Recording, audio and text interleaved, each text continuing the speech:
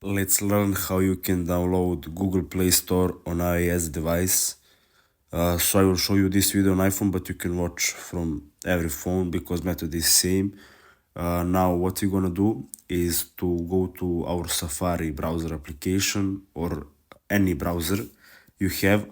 I use Safari and go open it. When you open it, just write on search play.google.com and it will open and load Google Play website.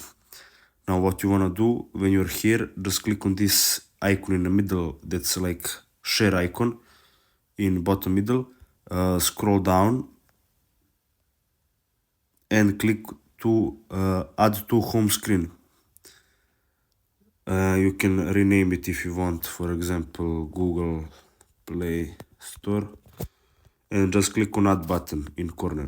Now when you open it, it will automatically open that browser, as you can see, and make sure you are logged in to your Google account before installing any application. Just now you can only scroll down and find app or game you want to download and just go download it. So thanks for watching and see you in the next video.